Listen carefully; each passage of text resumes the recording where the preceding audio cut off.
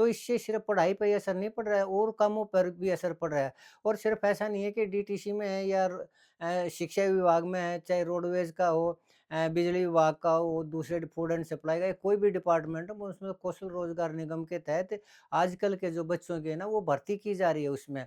और उस भर्ती का असर यही है कि उस डिपार्टमेंट के काम टाइम पे होते ही नहीं और जिस विभाग में रिक्तियाँ ज़्यादा है वहाँ पर एक-एक एम्प्लॉयी से 4-4 एम्प्लॉयी का काम लिया जा रहा है, तो वो अपनी सीट का ही काम पूरा नहीं कर पाता, तो 4-4 आदमी होगा, कैसे काम होगा, ये आप खुद अंदाज़ा लगा लीजिए।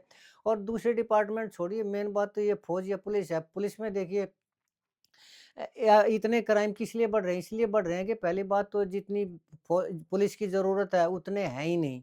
और दूसरा फिर ये है कि जो थोड़ी बहुत रिक्तियाँ पहले तो ये जो रिटायर मतलब सेवानिवृत्त फौजी हुआ करते, उनको लगाया जाया करता पीएसओ के नाम से, वो भी 20,000 रुपए में 18 या 20,000 रुपए की उनकी नौकरी हुआ करती, 8 घंटे की नौकरी हुआ करती।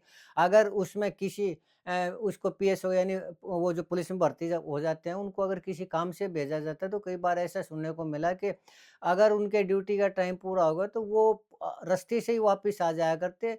वहाँ जो उसकी ड्यूटी लगाया जाती वहाँ तक पहुँचा ही नहीं करते, आगे के रिएक्ट करता जी मेरा ड्यूटी का टाइम पूरा हो गया। अब पुलिस डिपार्टमेंट के अंदर भी जब ऐसा होगा कि मान लीजिए किसी अपराधी को पकड़ने के लिए जा रहे हैं, तो मना कर दें जब ड्यूटी टाइम होगा, जी हमारा तो ड्यूटी टाइम हो गया है, अब हम इस अपराधी को नहीं पकड़ते, भले ही चाहे वो आगे जाके कितना ही बड़ा अपराध क्यों ना कर दे। अब पीएसओ के अलावा जब और ज़्यादा ज़रूरत पड़ी तो फिर ये होमगार्ड वाले ये भर्ती कर दिए 25-25 हज़ार रुपए में।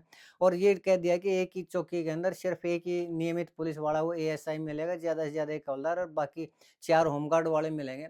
अब देखिए 20-25 हज़ार रुपए की तनख्वाह वाले हवलदार क्या किसी खतरनाक क्रिमिनल का पीछा करेंगे? क्या किसी अपराधी की इन्वेस्टिगेशन करेंगे? क्या पुलिस का जो रेगुलर काम है वो करेंगे? बिल्कुल नहीं करेंगे। तो इसका जो खामियाज़ा किसको भुगतना पड़ रहा है? इसका खामियाज़ा आम आदमी को भुगतना पड़ रहा है। और यही कारण है कि आज हरियाणा है वो जंगल राज के मामले में बिहार से भी कई गुना आगे निकल चुका है, सैकड़ों कदम आगे निकल चुका है। और जो अफ्रीकी देश हैं जिनमें कोई सरकार नहीं, कोई और कुछ नहीं, उनके समान हो रहा है कि जिसमें कोई किसी का कत्ल कर दो, किसी का छीना-झपटी कर लो, लूट-पाट कर लो, किसी के घर में चोरी कर लो, आदमी को मार दो, कुछ कर दो, उससे कोई न तो पकड़े जा रहे हैं, न उनके ऊपर किसी तरह की कोई कार्रवाई हो पा रही है। क्यों? क्योंकि पुलिस के पास फ़ोर्स ही नहीं है, कहाँ से पकड़ें? यही कारण है कि आज पब्लिक है, उसका जीना मुश्किल हो चुका है। अब